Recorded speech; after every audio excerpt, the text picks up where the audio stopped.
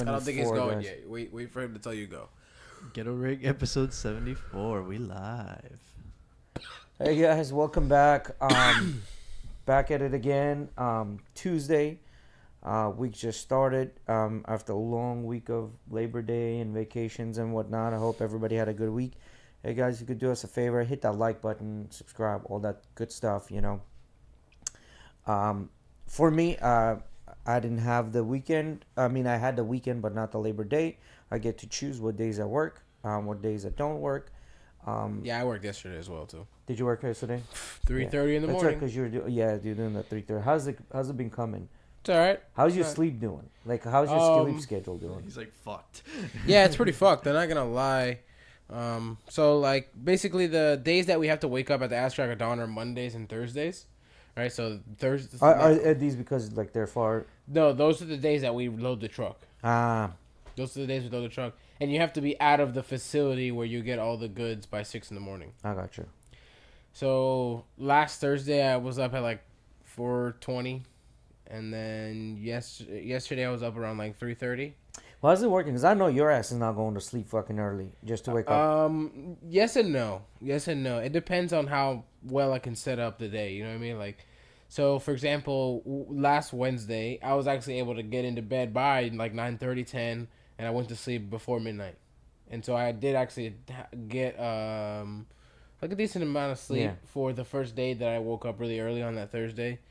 Then Friday I did go to sleep late for Friday, but we didn't work until like 9:45. Oh, okay. So I okay. was chilling, yeah.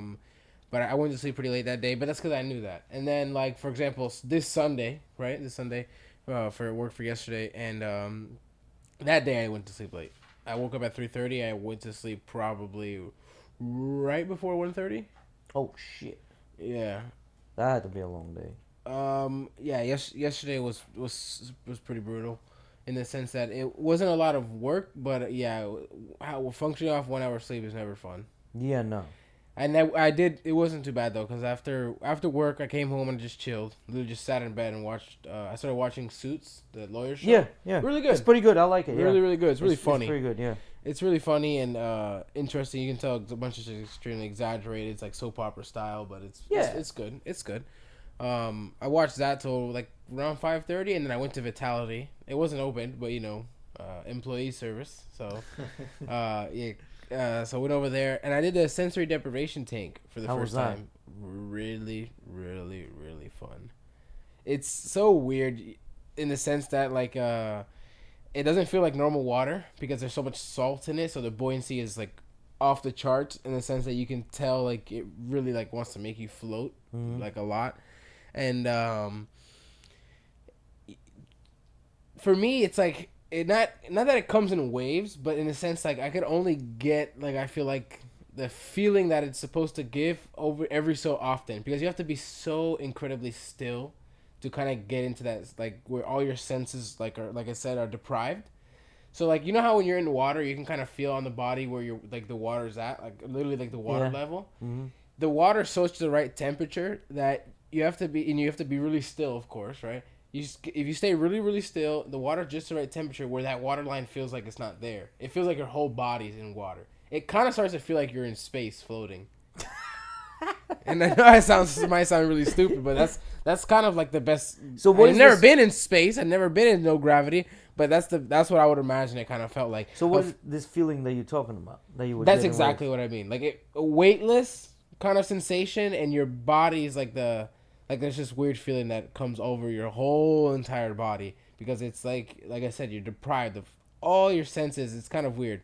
There's a slight feeling that you can kind of feel the pressure of the water on your body, but that's like the only thing you're feeling in the slightest. Pressure? Yeah, because the water sitting on your body is kind of applying like the slightest amount of weight. Like weight. Oh, because you're so deprived, you're feeling that little bit of weight. You're feeling that little bit of weight on your body, so like, it's weird. It does feel like you're in like floating. What? And then you know what it also feels like? The little bit of, because when you breathe in and out, your body will go up and down into the water a little bit due to you intaking all that air, right? When you breathe out, the little bit that you're dropping, and this is literally like you can tell, it's like probably half a centimeter or a centimeter in water that you're dropping in and out every time you're breathing, right? Mm-hmm. If you get into that feeling, like I was talking about, where you're perfectly still, when you drop through the water, it feels like you're flowing down a river. Bro, because it's that like you're Yeah. like you kind of explained it right. I thought you're you were gonna sen- say it feels like you're almost falling off a building or no, something. it feels like you're flowing down a river. Uh-huh. Like if you ever been in a really nice current flowing river, like a Wikiwachi or even just like the Adventure Islands, you know, when you go on the lazy river, if you kind of just lay down, you can feel that the water's pushing you.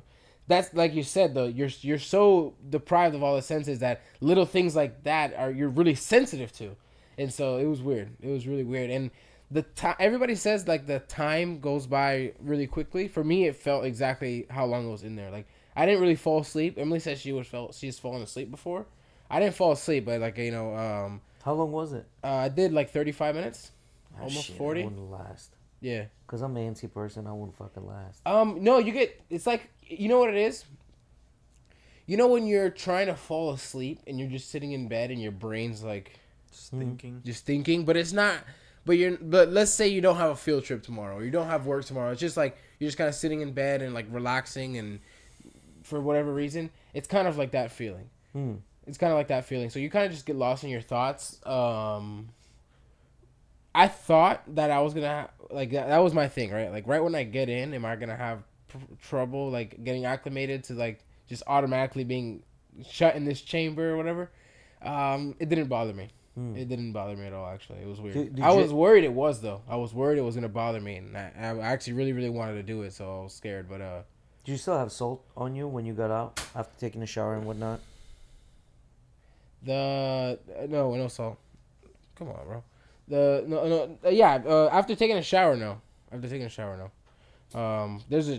Ozzy has a whole shower set up with shampoo and everything. Yeah. But yeah, you do feel slimy as hell when you first get out. Yeah, all that salt on you. It not slimy. It's like, that's not slimy. It's not the right word. Oh, another thing. If you have any cuts or bug bites or your lips are chapped or anything, Oh, you're gonna feel it. ooh, that shit stings like hell. Or like, for example, like I was saying, when you're sitting in the water, they do have like neck rests for you. My dumbass didn't use. I knew I was there. I just didn't use it.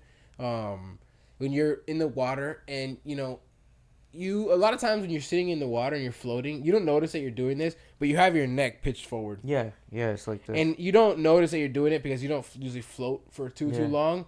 But when you're in there in that chamber, once you starting to get to like the 10 minutes, you start to notice that you're like this and your neck starts to get tight. And so you're like, oh shit, okay, I need to fucking like let my neck back. And when you do that, and like I said, you're breathing and you're kind of going up and down in the water, sometimes you'll feel like seep in your eyes. And like you close your eyes tight and you hope it doesn't get in. And if some does get in, bro, that's the worst. Like salt water, your ears? eye stinging. Your ears get water inside your ears? No, because you're so high in the water. There's like barely any pressure, so you don't really get. So how far does the water get to you? Like half body? It kind of sits like right around here on my stomach, okay. right around the top of the stomach, and my feet kind of did stick out a little bit with my toes. I would just kind of bend my knees too, because the more you have of your body in the water, I noticed the easier it was to achieve that feeling I was talking about. Yeah, it was nice, badass. So would you say you would use it for like thinking and shit? If you're a creative person, or if you're like you got something going on, you want to think about some shit, it'd be a good idea. If you definitely have a lot of stuff going on in your life and you're like finding yourself, you're kind of like in that mood of like there's so many things in your brain that are what you would consider problems in your life going on at once, and a lot of people become stressed, right? And you're kind of like all over the place. If you're it might be hard for you to get in there and be able to stick it out for the first 5-10 minutes, but if you are able to do that, and you would be able to just, not have a problem with like what me and Jay were talking about, like the whole antsy thing, getting in there and like, just being shut away completely from society. To staying in there. Yeah, if you can commit to staying there, it would definitely be good for a busy brain. Okay. I think so. I feel like, like Joe Rogan and these guys talk about like doing mushrooms and, or edibles before going in there and stuff like that. And they say like he has a clip, Joe Rogan, talking about how weed is as psychedelic as any drug in a deprivation tank, short of DMT. He said short of DMT. That's the only one that doesn't hit it. And I could see how those things would accentuate this so much because it kind of does feel like a euphoric sense, like I was talking about when you get that feeling like you're deprived, like you're floating almost. It has like a euphoric sense to it. So, yeah. What are the benefits? I could understand that. What are the benefits of this? What do you think? I read the sign. I'll be honest. I'm sorry, Ozzy. I'm sorry. I know that's not good sponsor promotion, but I'm sorry. Yeah, I did that PMF and bro. Okay, so yesterday for work when I woke up, my right knee was feeling weird, really, really weird. A pain that I've never had before. Usually, sometimes I'll have pain in my knees that I can feel. It's like specifically in between the joint, and it's like a very specific spot. My whole knee was hurting. Yeah, my whole knee was hurting yesterday, and after that shit, gone. I don't feel shit today. I don't feel anything today. Not the sensory deprivation. I went and I did PMF and compression on my legs as well, which is what I was gonna say. Vitality. Shout out our sponsor real quick. Vitality Recovery and Wellness Center. If you guys not have been and you are in the Tampa Bay area, go check it out. Like I'm, anecdotally speaking here. Hey, majority of our followers on YouTube and Instagram, they're close by with the Tampa, St. Pete, Sarasota area. Most of us are. Guys, there shouldn't be any reason you haven't checked this place out yet.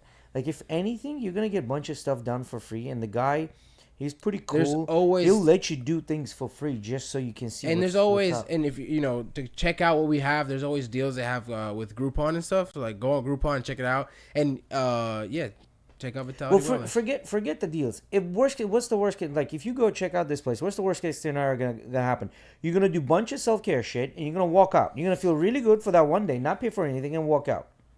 No, and there's nothing for you to like. There's literally nothing for you to lose to go check this place out. I can speak from personal experience, right? So I've done PMF a bunch of times now, and it helps with really small pains almost instantly. Yeah. Right. Like my knee was something that just started that day, and I did it that day, and felt great the rest of the day. It feels great today. I went to work today, no problems. I was walking around all day, and then even long-term heavier pains like my carpal tunnel. Mm-hmm. It's helped like crazy. Yeah. It's helped like crazy. Yeah. I used to not be able to put my palm like facing this way, like exactly what I'm doing right now. Take my palm and face it to the wall without it hurting insane amounts. And right now it's like just a weird, uncomfortable feeling, right? Mm-hmm. And this is a pain I've had in my wrist for years. And I only started doing PMF on the wrist I've done it maybe 3 times on my wrist, and only recently, and now it's when it's helping. Yeah, I have a torn meniscus. I have all kinds of shit wrong with my shoulders, with my wrists. And how do you get that torn meniscus? With my elbows. Huh? Did you get the torn meniscus from jiu-jitsu? Or yeah. Well, I mean, I didn't get it from jiu-jitsu, so this is what happened. I was laying on my bed one day, took a nap, woke up, my knee was hurting. And I've had so many torn meniscus issues that I'll know instantaneously what it is. What does that pain feel like? So it's not like it... When you first tear it, it hurts. It sounds like you're just old, bro. No, when you first tear it, it hurts. I've had my first torn meniscus when I was maybe like 16. So when you first tear it, it hurts first, right? Like after that, it's an uncomfortable feeling. What happens if you bend your knee the wrong way or do something with it, your knee gets stuck, right? Like there's this feeling of stuck, like it doesn't go. So you have to kind of like bend it back and put it back in place. I don't recommend you guys doing this shit. Go get the surgery. But I mean, I've had the meniscus torn in both of my knees 4 times. I feel like I've had that. It feels like I've had like a reduced range of motion, but I feel like it was due to inflammation. Yeah, at first you get the inflammation, but then inflammation subsides, and then what happens is like you'll make a wrong movement on your knee, and your knee gets literally like stuck. It's not like you can tell it's not fully extending, right? Like there's a little bit stuck. Like it gets to this point, you're like, shit, there's still.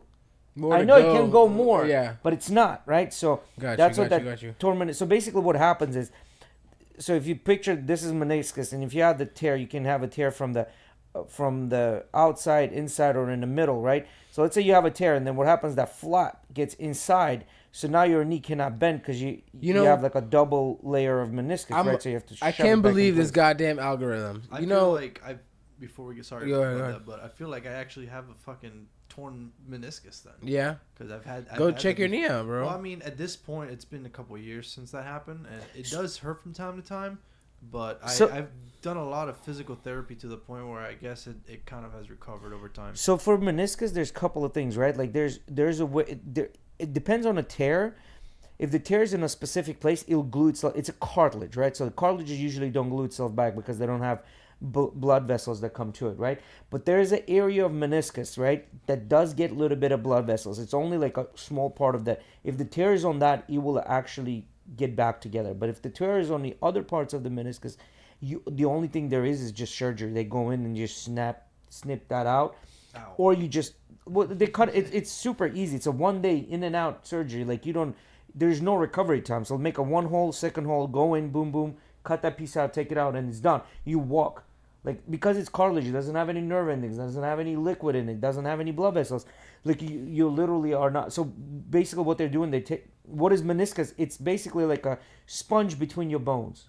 Like, so your bones are not knocking against each other. You're pointing at the spot. Every time I see you point at the spot, I feel the pain. Like, it rushes right through there. So usually you can tell if it's a there. meniscus. You can feel your meniscus between the bones.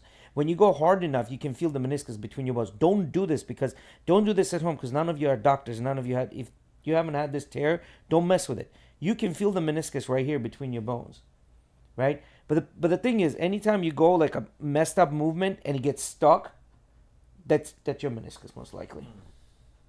Interesting. I was saying, I can't believe the fucking algorithm. So this weekend, there was this guy who did his MMA debut and broke his leg.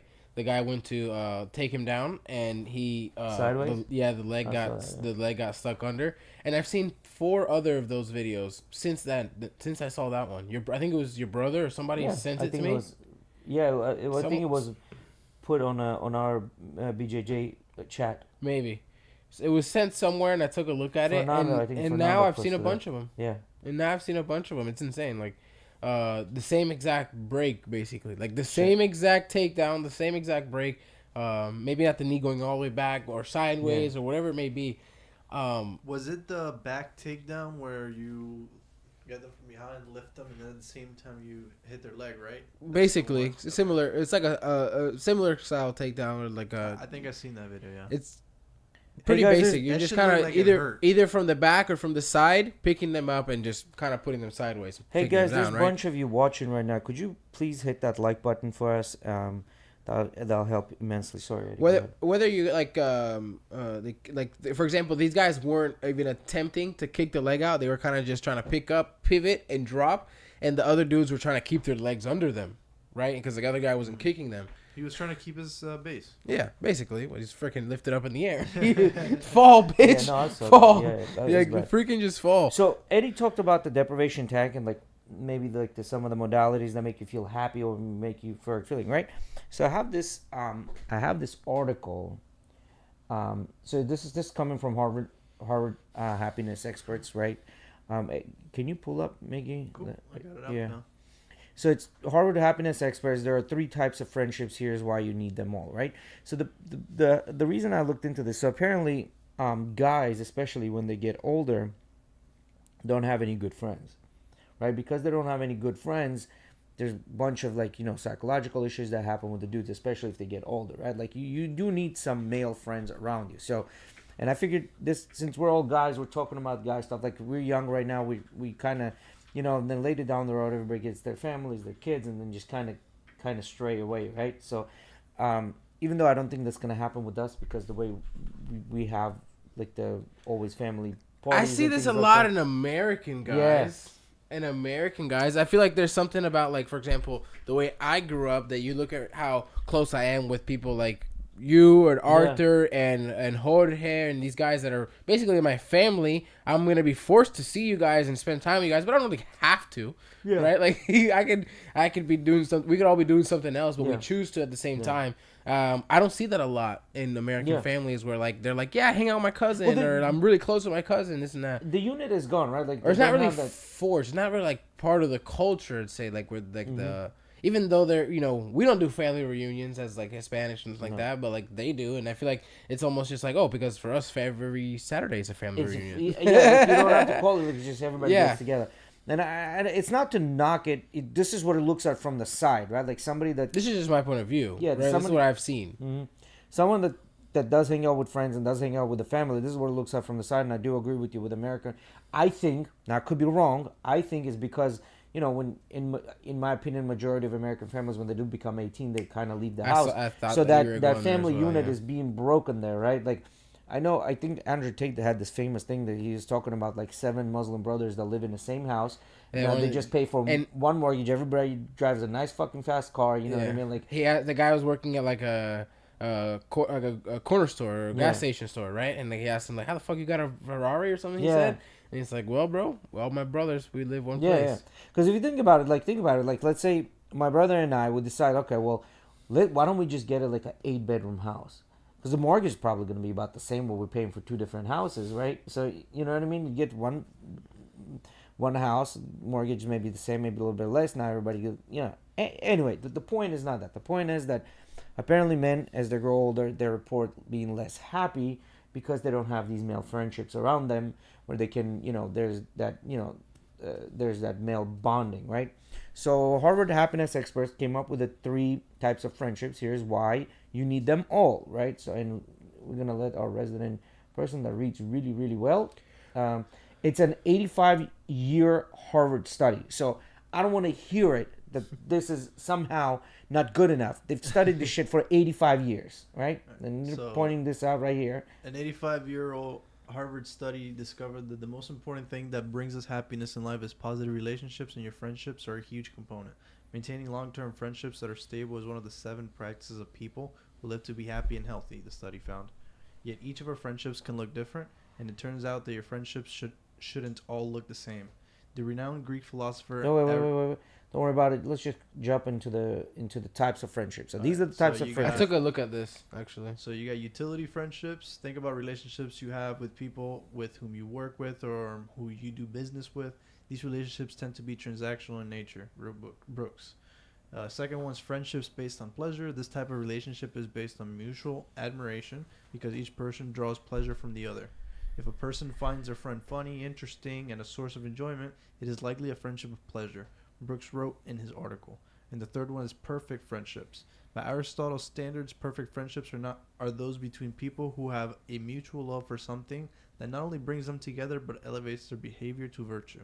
A relationship is perfect not when it is based on utility or pleasure, but when it is focused on improving the circumstance of the other person. Brooke notes. So guys, like, when you see this, and my thing would be just kind of read through these friendships, right, and then decide which person is where, right? Like, kind of look at it and decide what kind of friendships you have with the people around you, and treat it as such, right? Like, you can't have this friendship become something else. If this is what you've established to have, then that's what it is, but you need them all, right? So that's the main thing. The article goes up and talks about.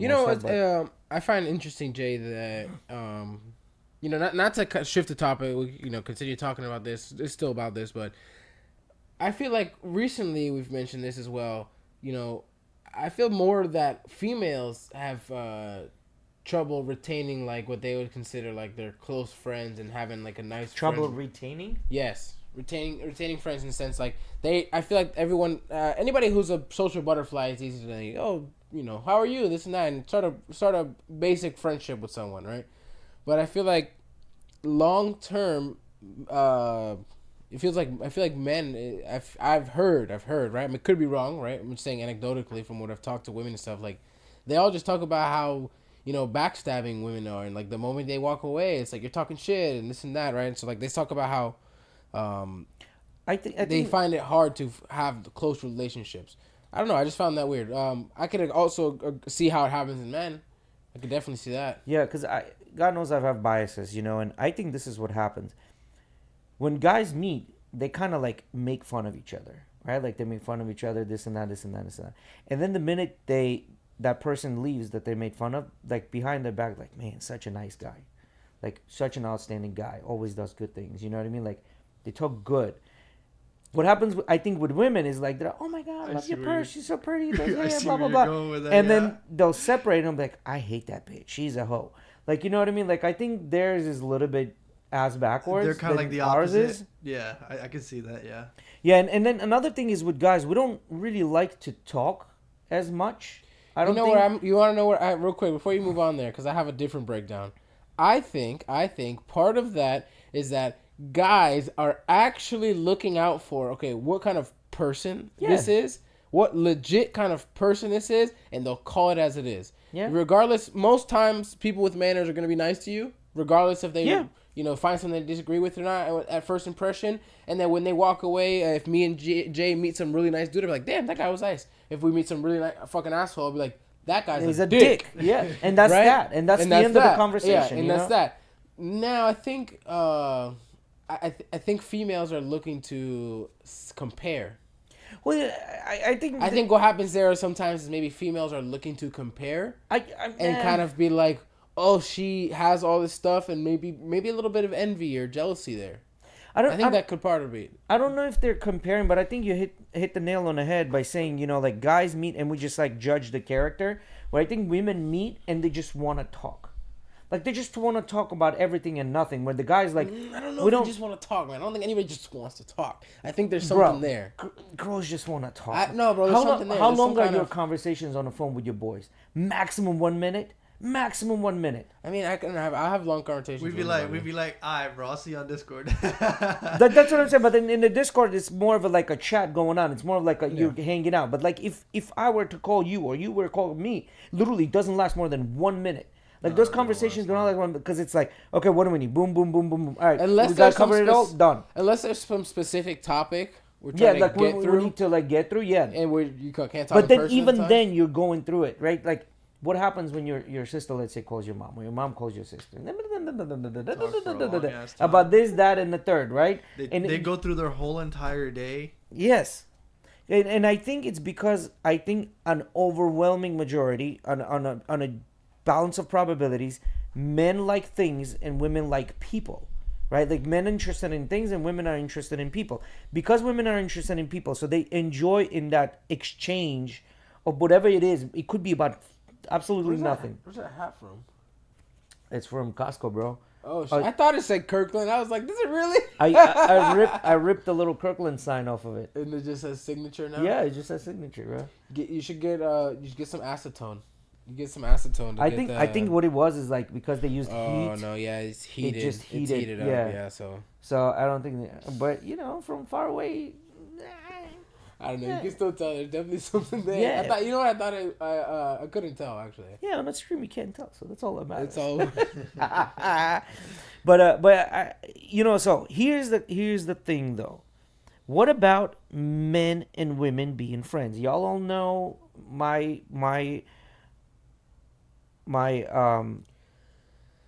point, my stance as far as men and women being friends, unless there's utility being exchanged between the two. I don't think so. I think this is ready. Okay, ready. I think what type of utility are we talking about? Like a guy paying for utility bill? No. No. I'm talking about she's let me say offering value of some sort. No, let me say this much. I think that you can be. I'm gonna say from my standpoint. I'm not gonna say I think. Ready? I have been friends with girls only because they're friends with my girlfriend. Yeah, that's different. That's the only time I feel like I found myself actually being friends with a girl and it actually being like a friendship in the sense where like I can reach out to them for something. Most of the time it's not going to be about Emily, but I can reach out to them or like, for example, back when I was in high school and one of Emily's old friends, I was not close with her, but I would have considered her one of my friends at the time, and not just passed over her and be like, oh, that's my girlfriend's friend. You know what I mean? But you're also in a different situation where you have a sister, so a lot of times you can go to your sister, so you're not really like looking like that. Hey, do I really need her girlfriends to ask questions? Like probably when your sister's not available. No, but I mean like this is like for example, just like. You don't even your friends don't always have to be to ask questions about problems about like even just having as a friend to like talk to as normal shooting shit. I've had friends that were girls but they were my girlfriend's friends. You know? Yeah. So to me, if the girl is a friend of mine, like there has to be something that we have in common, and that's something I have in common. Let's say she calls me because she has trouble with replacing a tire. No problem. I got you. I'll replace the tire. Or she's somewhere downtown stuck, and then I need a ride. Great, I'll give you that. But then on her way back, what I do is, let's say she helps me with my business or something like that. Like she does something for my business, whether it's making videos or doing this and doing that, right? Like she'll do that. And this is what friends are. And I think that's that utility exchange, right? Like I don't think we live the same type of existence for them to understand guys or for us to understand them really necessarily. I think we live a totally different experiences and life. I don't. I don't think totally. I think totally is going too far. I think there's a big part of experiences in your life that are based upon whether you're female or male. A lot of times, right? Depending on where you live, maybe, but that just happens. Well, we do share some common things. But at the end of the day, all the humans share some common things. There you go. We're all people, right? Yeah. So that's why I wouldn't say totally. I wouldn't go as far as saying totally. Well, so there are some common things we share. Like we all are born, we all die, we all need to eat, we all need to shit, and we all need to pee. We all have feelings here and there. But then that's pretty much where it kind of like we all work and we all make money, we all pay bills. Like, you know what I mean? But that's where it kind of stops because we're not worried about too much Karen at work. The Karen is being a little bitch. We don't come in at home and complain about it. Where our girl might come back and say that little Karen is being a bitch. I don't know if I ran into a homeless dude and I argued with him at work today. I would have told Emily about it and complained about it. If you argue with the homeless dude. Bro, I would have told the story. Not complaining, but been like, yo, you want to hear this shit? You want to, that's different, like, versus, like, coming in and... But I feel like I complained about work. I do. Call me a bitch about it, I don't care. I don't know. Say what it is. Anyway, so... I'll say what it is. It doesn't really matter, but I think just like you said, to me is this. If the girls themselves cannot be friends with each other, why the fuck am I going to be friends with them? Like, how am I going to be friends with them? If they cannot be friends with each other and they're having a hard time maintaining relationships. A lot of girls that I know, I'll ask them, hey, do you have more female friends or do you have male friends? They're like, oh, I have more male friends. A lot of girls will say that. Like, not a lot of girls will say, I have more female friends. They usually have more male friends. Girls themselves cannot tolerate each other. So why am I supposed to tolerate a girl? You know what I mean? Like, that makes no sense, right? As a friend, especially if I'm not getting utility out of it. For what? What flavor is that, Mickey? Peach berry ice. Let me try it. But anyway, in any case, those are the friendships. Guys, have some friendships. No, so we can put your friendships in. I like this conversation. So I think that there's something unique that happens with every kind of exchange or relationship, right? And it can be in every single case, whether it's your girlfriend or just a normal friend. That's a girl, right? Now, the probability of which this happens, because like you're talking about, things in common starts to dilute, right? Yeah. The probability starts to dilute because we no longer share the fact that we have something swinging between our legs, and that changes certain parts of dynamics in our lives. Which, like you said, friendships are usually found with things in common. A lot of times, it's the basis of their how they start. Let me put this in a perspective for you. Let's say you have a female friend that you're going out with, right?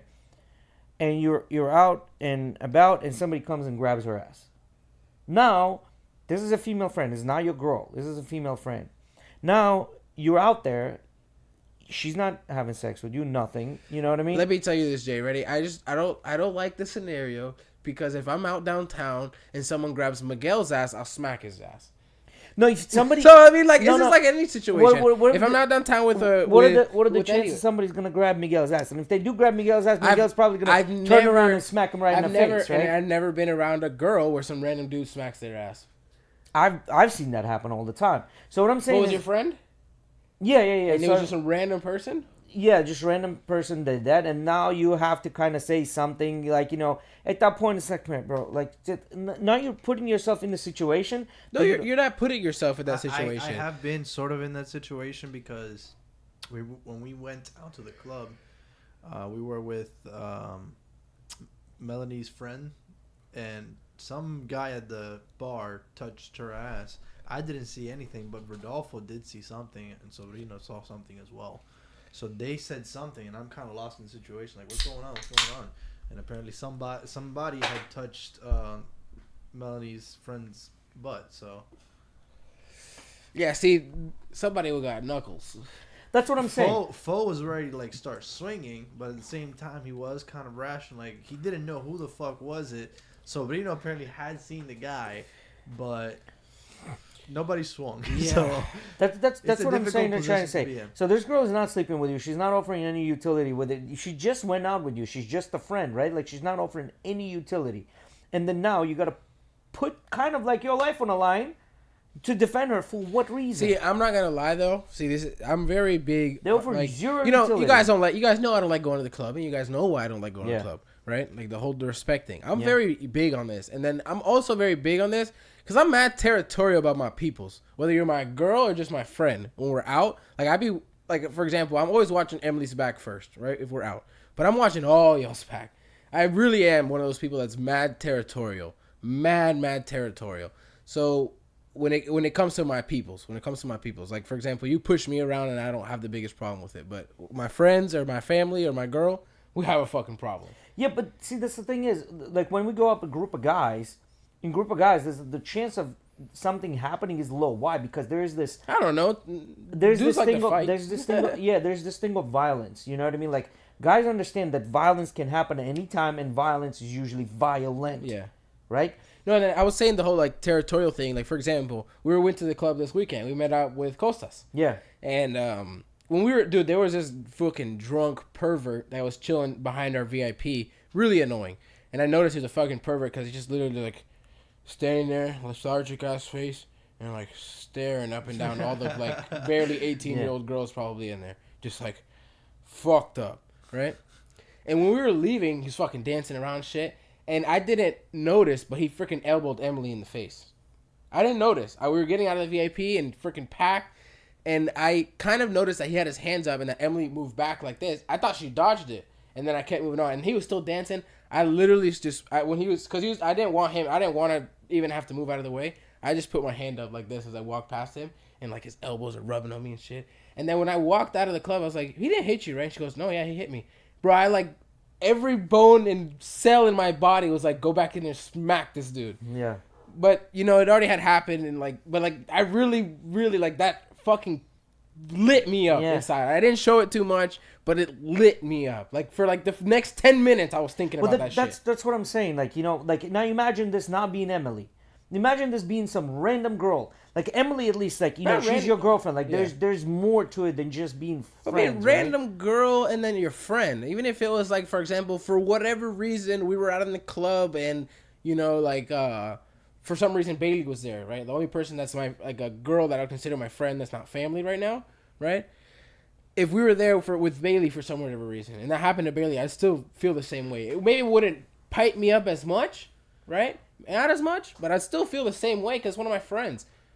Like I was talking about, I'm mad like territorial about people, or like even if it was you, bro, and then you were like for whatever reason brushing it off your shoulder and didn't care, I would fucking be there like we should have fucked them up. Yeah, well, see, the thing is with dudes, I think we kind of get that there's violence that can happen anytime and it can ensue. So when you see a group of guys and another group of guys, they're kind of very, very.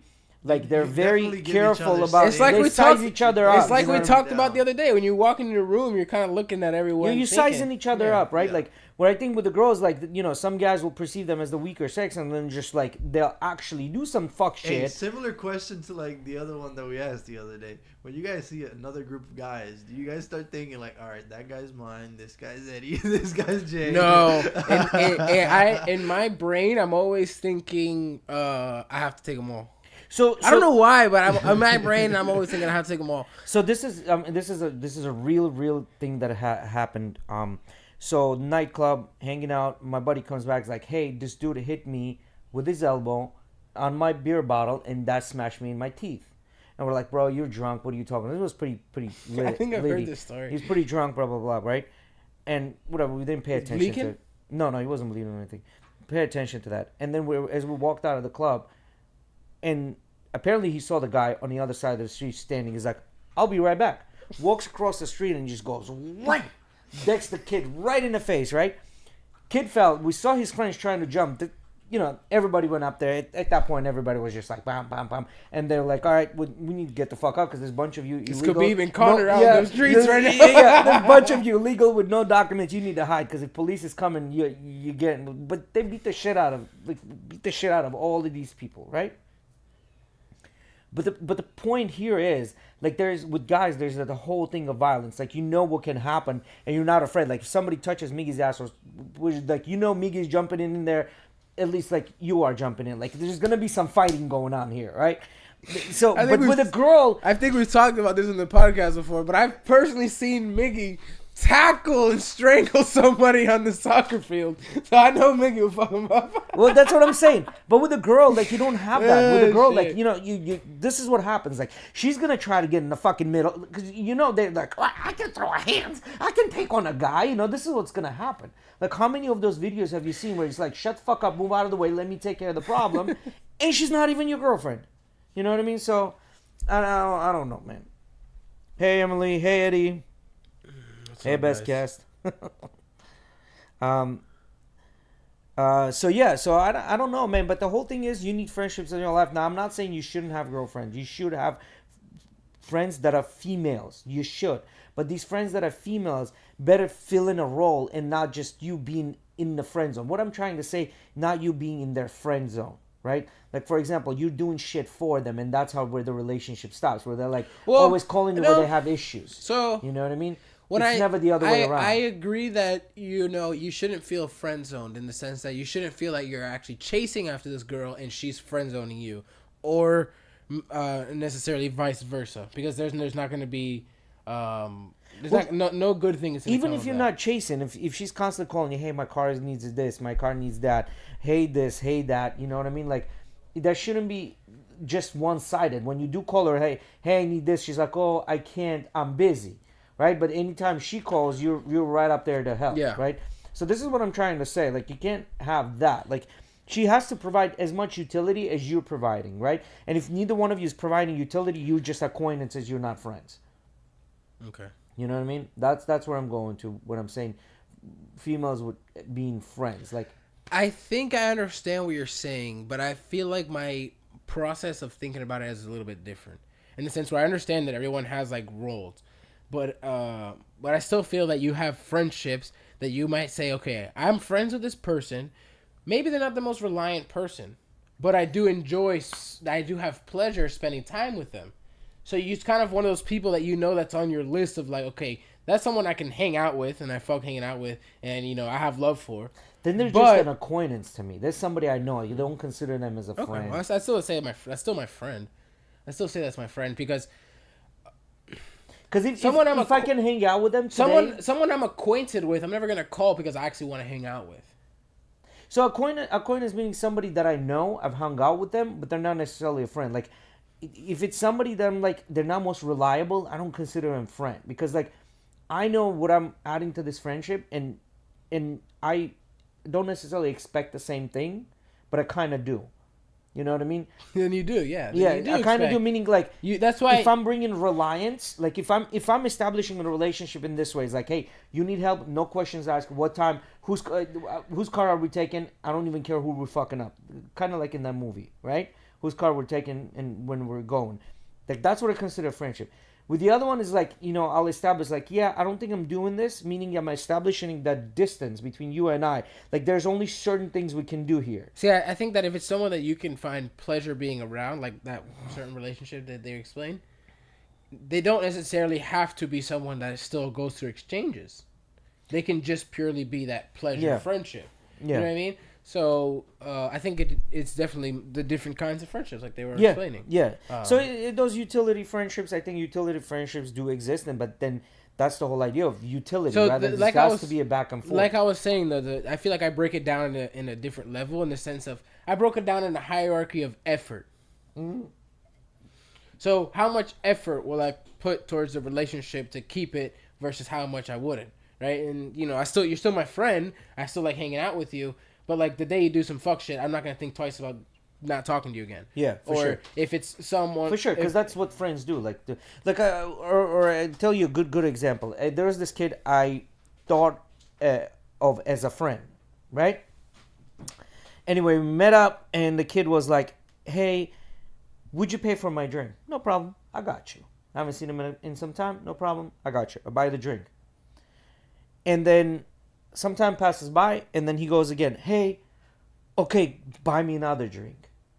To me, that was it. I was like, no problem. I got your drink, but I never fucking hang out with this kid again. Ever again. Because I already took care of you. I already bought a drink for you. Right? Don't take me being nice as a weakness. Like, you've had a get out of jail free card, and you fucking used it. Are you So- sure this guy wasn't trying to fuck you? Nah, bro. Nah, he Buy me wasn't. a drink. Okay. Can I get No, another? no, he wasn't. My Shit, thing was like, Mickey. and this wasn't one of those things where I offered to buy the drink. It's like, hey, can you buy me a drink? I got you, first time. And then I was already at that point. I was like, what the fuck's going on here? Like, you just because I find just it weird because that you know I got a little bit of money, that's why I'm buying you a fucking drink. I find Nah. it weird that he was asking. I think it's because I'm not gonna lie. I do pretty okay in life. You know what I mean? Like I have a good job. I make okay money. Like I think he knows that. And he's like, well, he's got money. He can afford a couple of drinks. Mm-hmm. But don't decide for me what I can fucking afford or cannot afford. Right. I get what you're saying. See what I mean? So and that was that. You know, like he got his 2 drinks. I hope they were worth it. I don't think you should ever like have that mentality of treating your friends a little bit differently because they have some kind of money. That's the whole point. You know, like I'm gonna, interact basically the same way I interact with Miguel, you, Jay, or Yes. anyone that has little money, no money. Money has it has no impact on our no friendship. impact.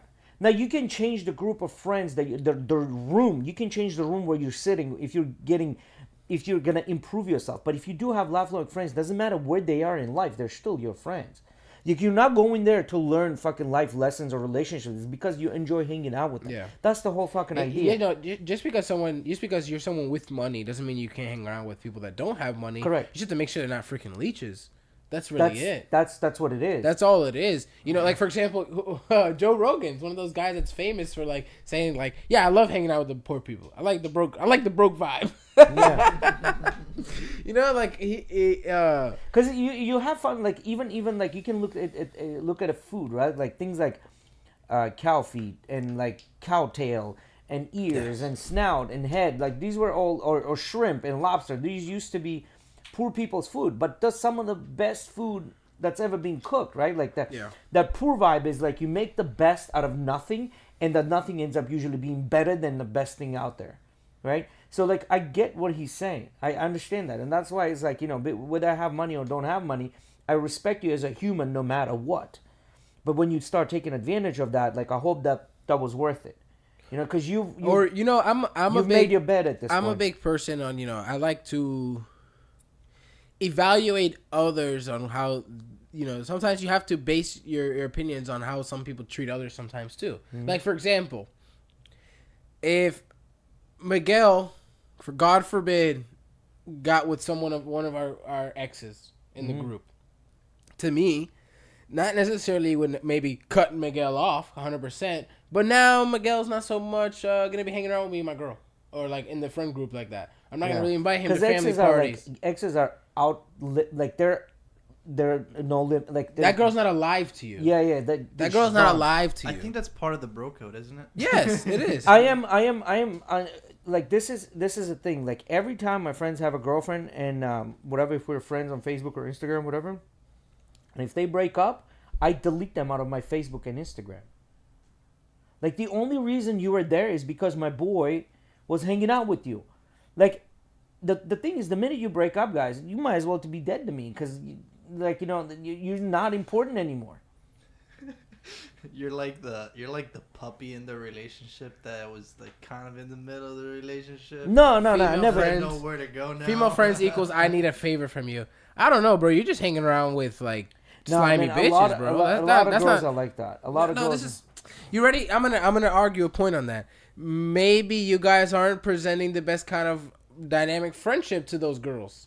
Maybe they just know that you're there because you only want to fuck. Well, the thing is, when you're... Which at a certain point you are. At a certain point you are, but once you get to the point where it's like, okay, maybe you fucked or you didn't even fuck, but now you know, okay, I'm not going to fuck, or even if I was, but that's not the girl I would like to be in a relationship with.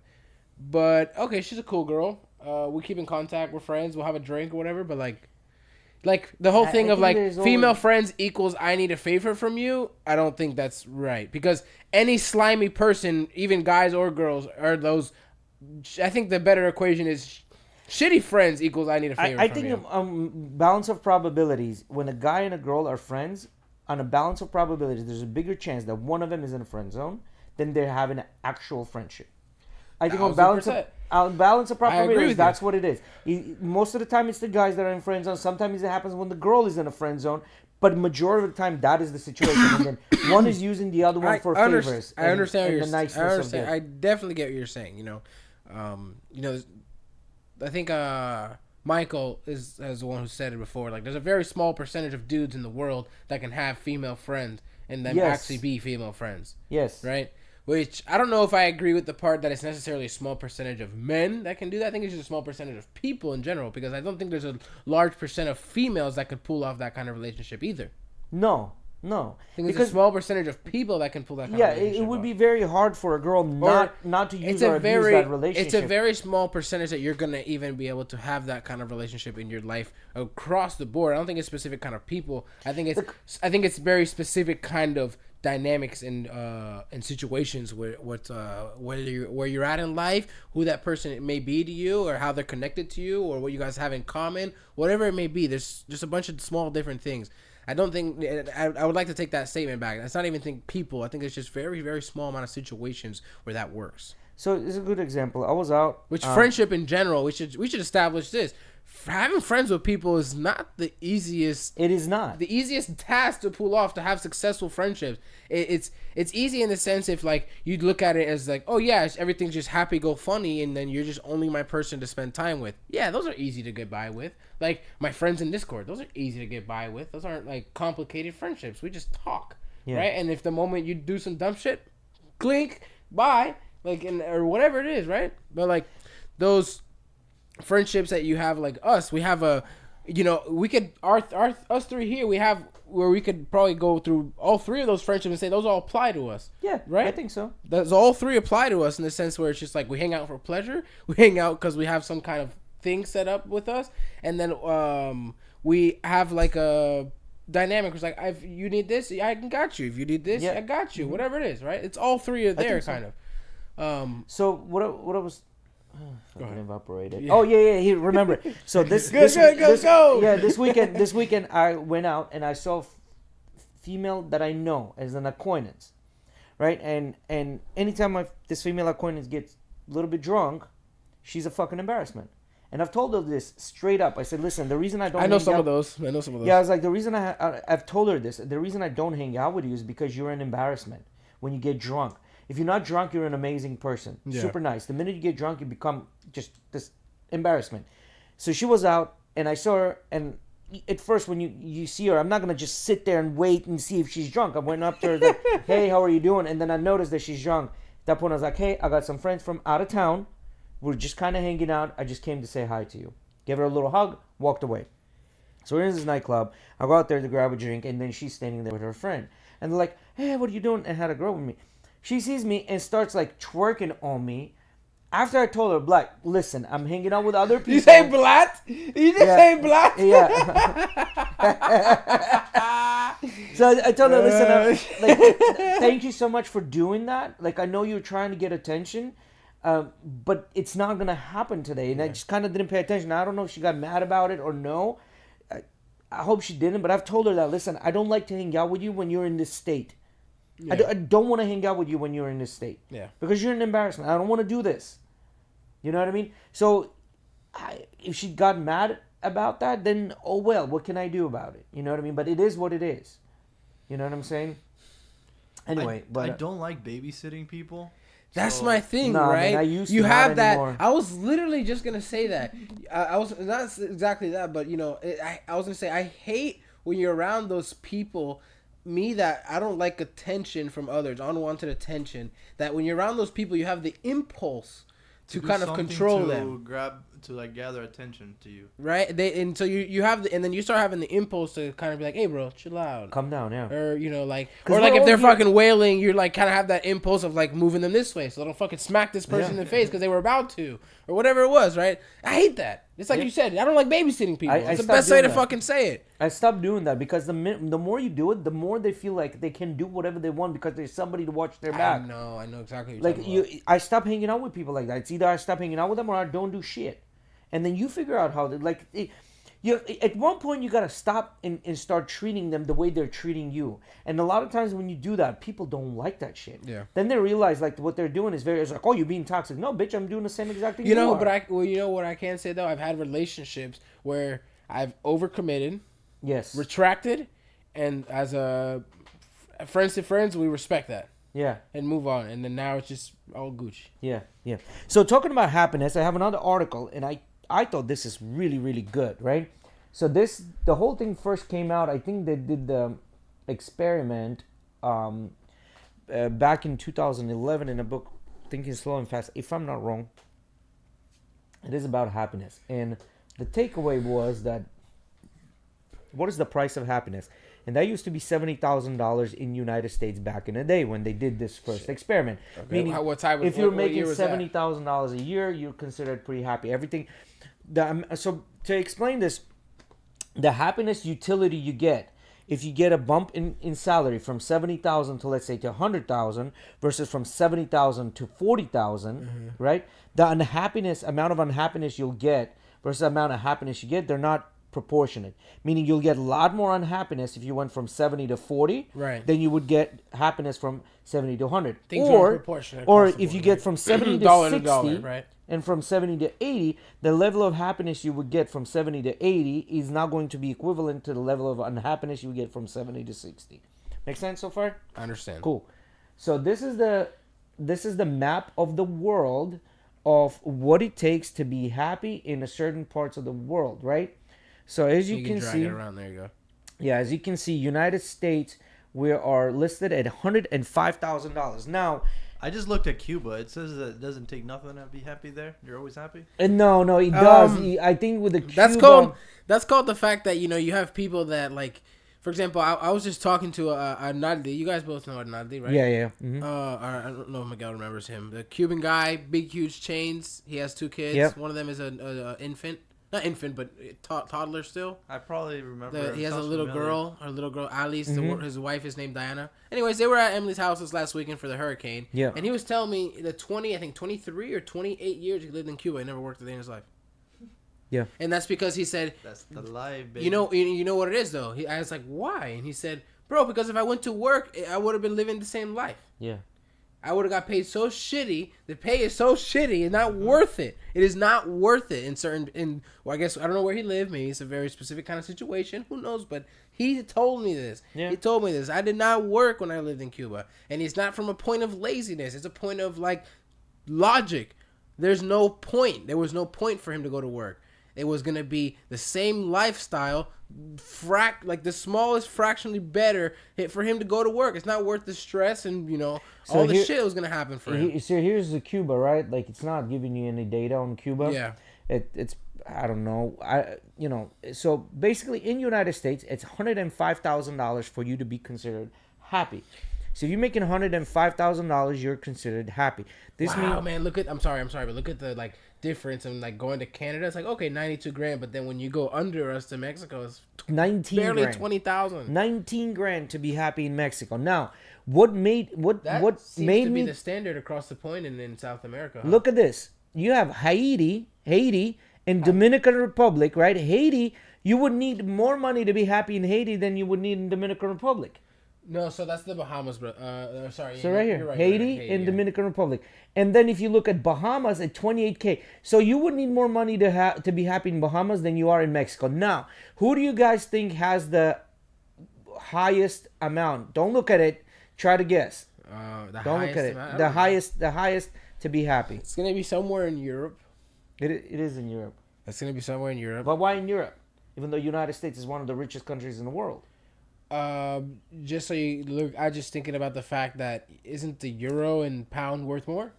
It is, but it doesn't because like Superman? Because if you look at England, in England you need only... Aren't they Superman? Yeah, not all Europeans. Right. So look, in England you only need $85,000 to be happy. I don't know. So even the pound. I ain't gonna lie to you, Jay. I saw one of them said 111, but I don't know which one it was. That's Iceland, so that ain't shit in comparison. So we're gonna go to that. Where's the highest, huh? I'm gonna go to that. You just gotta double click again to zoom in. Yes. Oh, never mind. So we're gonna go. The highest price of happiness And Iran. these are the countries with the highest price of happiness, right? Iran, $239,000. Now, I don't know where they got this. I think the Iran and Yemen numbers are off. I think they might have asked only 2 people. They just randomly said some number. I think the pool of the candidates wasn't that big.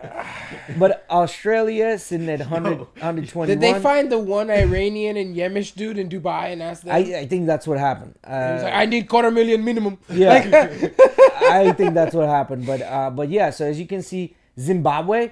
You know, like Zimbabwe, like in Zimbabwe, like I don't. And happiness is something that's very like subjective. Well, So that's what I'm kinda saying. hard. This is What are this they- is how they measured it. They pretty much said, yeah, what would be the amount of money where like, if you can make more, it's not really gonna like. This amount of money pretty much buys you anything that you want. Okay. Really, anything you want and Okay. need. That you not only need, but you want also, and you can afford it. I get what you're saying. You kind of taking it back to that initial point where you're saying like, what amount of money does it get to where it's like after here it's like Exactly. Now, don't get me wrong. Like, you know, Of course, If 100,000 you're to making 500,000 is like, 1 million, oh my god, if yeah. you're making $1 million, you'd be a lot more happy than you're making 100,000, Yeah. right? But this is when the proportion starts to die down. Like, Yes, it's that 80-20 Pareto rule where you know, after that, these are diminishing returns. Okay. More money is diminishing returns, right? So Norway, one of the European countries. So again, as I said, I don't believe in Zimbabwe, Yemen, and Iran. Australia, yes, I do believe, especially if you're in Sydney, it's one of the major countries.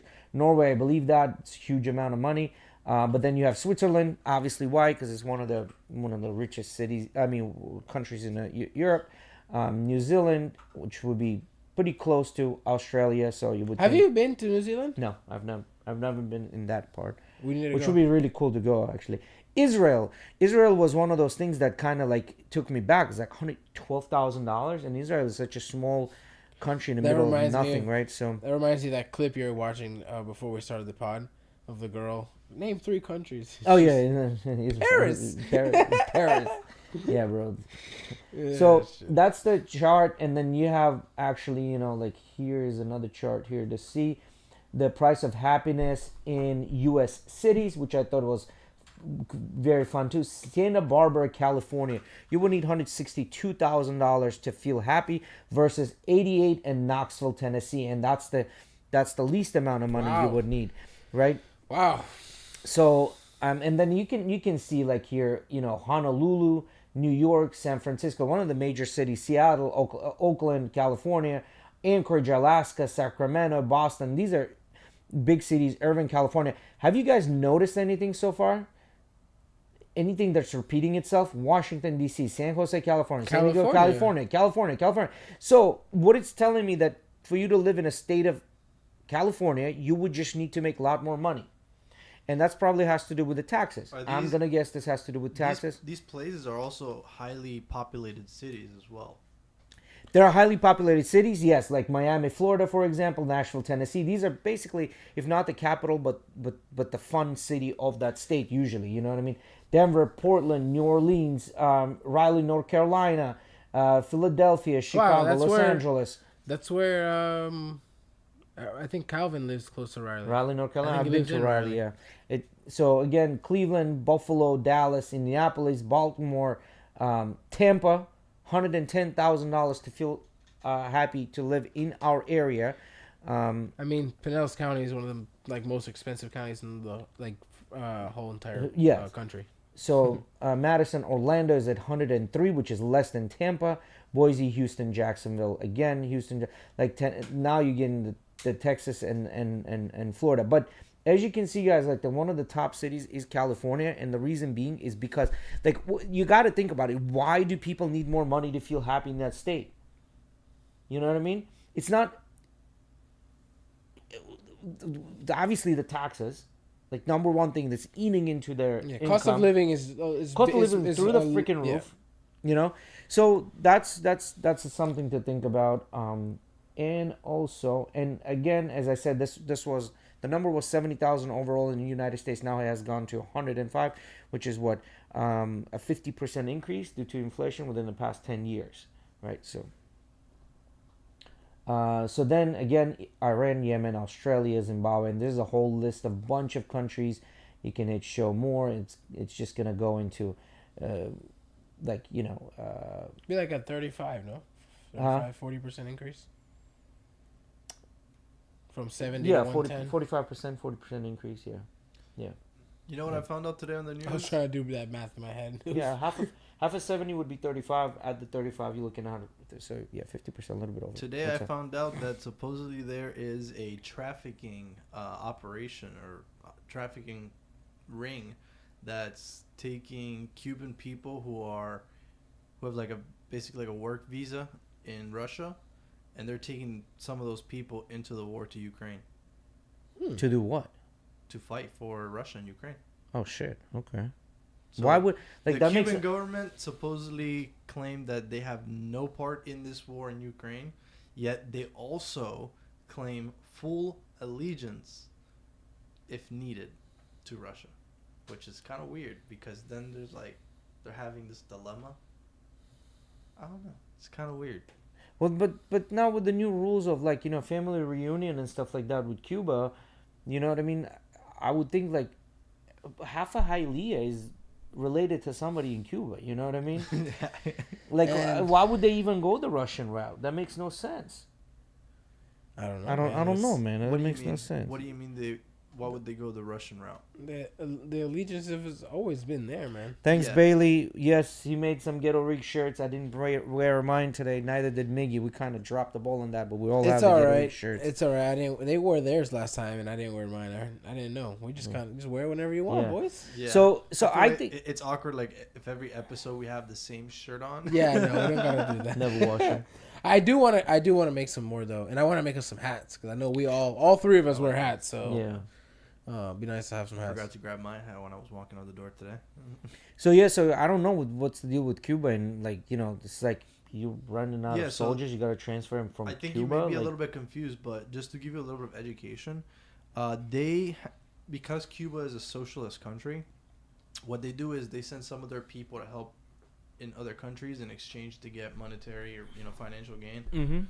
Or in return they have other people in exchange as well. Oh, I see what you're saying. They also offer things like schooling to other countries as well, and vice versa. They get education in other countries that they're working with, like Venezuela. So they have this special jobs that they call missions, and they're basically hired for about depending on your contract, 2-4 years to work. Typically, with the career that you earned in Cuba, so engineers, nurses, doctors, that type of stuff. And that's how a lot of people actually eventually end up getting out of Cuba. I want to know what's the process of like those people that are still like the new influx of that industry. How's that happening still?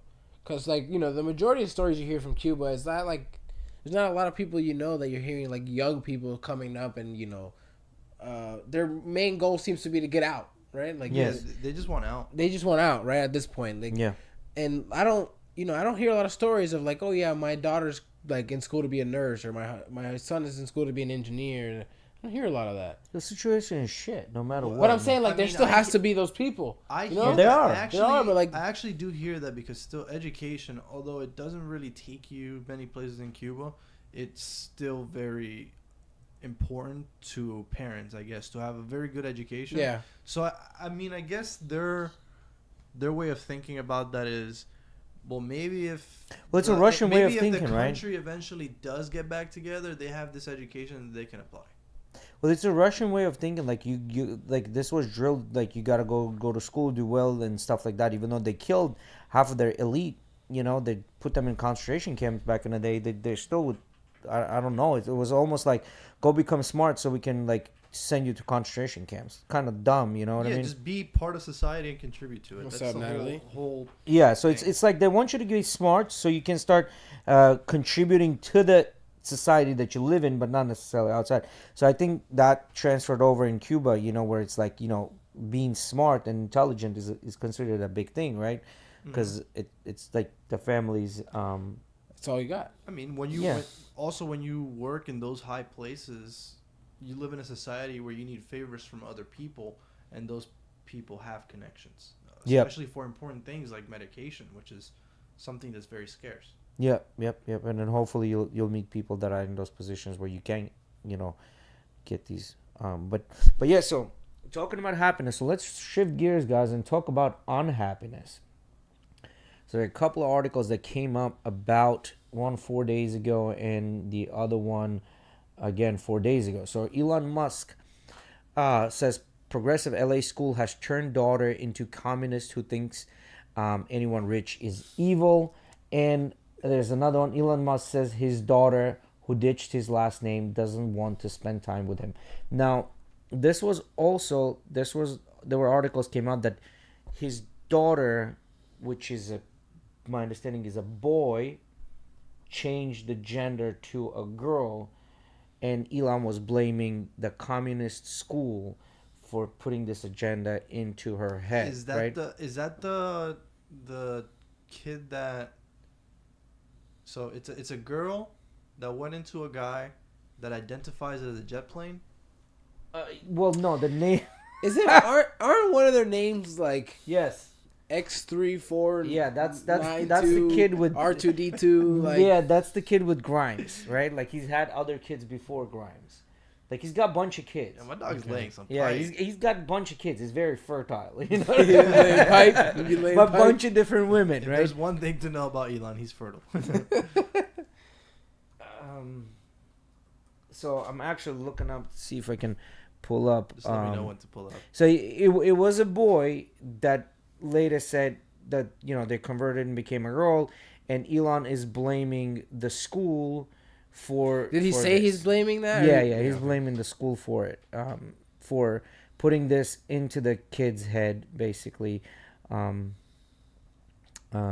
that's basically what we got so far. If you wanna, here go ahead on what I got here. Got it. Musk's daughter, who legally changed her name to Vivian Jenna Wilson in 2022, came out as a trans when she was 16. Wilson, who goes by her middle name Jenna, did not tell her now estranged father she was trans.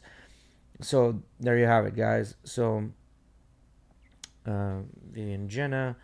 So this has been circulating a lot. So he said that he blames the school for it, and now he's also saying that the school is basically making her go against the dad, and if the dad is rich, she doesn't like the dad because the dad is rich. Which rich people are evil. Yeah, rich people are evil, which makes no sense to me. And this is the daughter, which is a biological males. What you're saying? yes, biological. We're just trying to spit out. I think. Yeah. I mean, you can tell by facial features. So that well, here's the thing, right? Your father is one of the most powerful people in the world, one of the richest people in the world. You can literally Most have popular people in the world. most popular people in the world. It's one of those things. It almost feels like this kid is rebelling against the dad because they think they know better, even though they have no fucking idea what's going on in the world. So I don't want to go as far as saying assumptions on what I think is going on, because I don't think anybody has any real idea of what's going on. There's no way to exactly know, right? But I mean, the only thing I can take away from this is me thinking about how much shit I know he's gonna get, right? And I start thinking about that, right? And how much shit they're gonna go into him. The woke community is gonna go fucking drill his ass. Yeah. Right. It's just another thing he has to fucking fight. And then you're gonna see the right drill back. Yep. Right. They're gonna drill. Right's gonna talk shit. Left is gonna talk shit. Yeah, exactly. So this is gonna go into a big shit talking thing with social media, and that's where I don't. That's what I don't like. That's what I don't fuck with. Yeah. I think what's most important is them figuring them out. Well, see, yeah, that's fine. Them figuring them out. Like, but, and I get that maybe he needs help, but this is not the way to help them. But see, my question is, where does the 16-year-old kid get the idea that rich people are evil? Someone had to explain this to them. Like, this is why they're evil. Because you don't just, like... I mean, there's corporate greed. Maybe that's what she's trying to get at. There's corporate greed. I mean, fine, there's corporate greed. Okay. I mean, I know how you feel on this. Like, get over it and work past it. I know how you feel on that, but doesn't change the fact that it's there, right? Yeah, but the thing is, this is estranging families. It's putting families apart and it's tearing families apart because, especially in these kids. So the thing where Elon goes back and says, "Well, I think it's the communist school that did this." So he's blaming the school for it. Yeah. So which means that the school school grooming them. And don't you think Elon might be trolling a little bit? I know Could he's be. talking about his kid, but he's also doing it on social media and putting it out in public. And it's Elon. Well, then obviously he's saying the communists this is this and that. Yes, that's trolling part, right? I think he's trolling a little bit, right? Of course. But I don't think he's wrong by saying that the school is putting some sort of a propaganda in a kid's head. Who knows? You know, I heard this the other day. I forgot who was saying it. I wish I could give them credit because it's great. I think parents should really start putting a lot more attention into the people that your kid is spending 8 hours a day with. Yeah. Right? Because it's not only until maybe certain middle schools only do this and high school does this that your kid starts to, fluctuate through different ideologies. They at least get a 7 different teachers or 8 different teachers depending. But when you're in elementary school, this kid, when they're absorbing all this shit, is sitting with the same person for 8 hours a day. And I think that maybe parents should just start being a little more mindful to who these kids are sitting with. Not parents, sorry. I think the school system should start being a little more mindful on who they're letting these kids sit with. And it's crazy that they think that 30 kids to one person is a good ratio. Well, see, this is the school that the kid goes to. It's a $50,000 a year school. It's a Christian $50,000 a year school. Well, you said Christian? Yes. Okay, you don't have to tell me more. Yeah. So either way, I mean, there's those. It's funny though because you want to talk about greed with money and like taking money from under people's feet. Religion wants to talk about that. These people in the church want to say shit like that. That's what that sounds insane. No, sounds insane. So here's the talking thing. Out of their ass when they're saying that because they suffer from worse. So when it comes to fucking scamming people out of money. So here's the thing. No matter how you feel about the religion, you cannot take away the fact that religion does aid in forming someone's opinions of being a good person, right?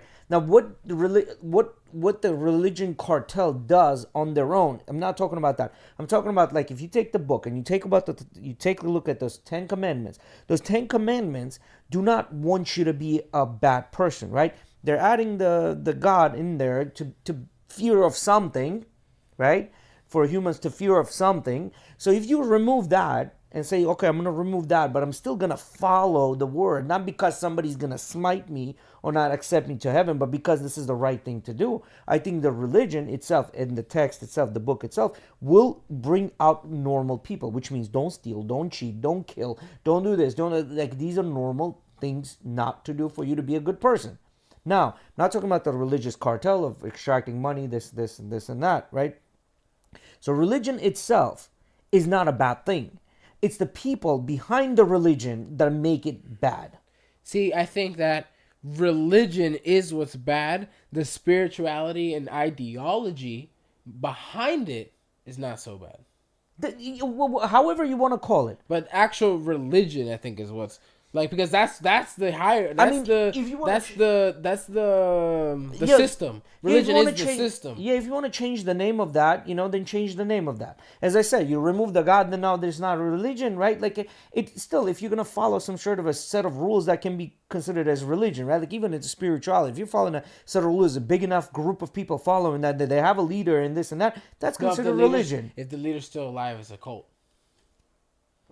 That is a cult, yeah, but I think what again, if the leader's still alive, it's a cult. Yeah, I mean, it is. I think what Eddie's trying to say is that the religion in and of itself is an idea, and the idea is, it's good luck trying to lead an idea, but that's what needs to be. The way they're abusing it, erased in order for it to be gone. I agree with what Jay said. It's the leadership, the way they abuse the idea, and implement control. Yes. Implement control with I think divine texts are more of wisdom texts and metaphors of life, and we live through metaphors of life regardless. It's just more of a guide.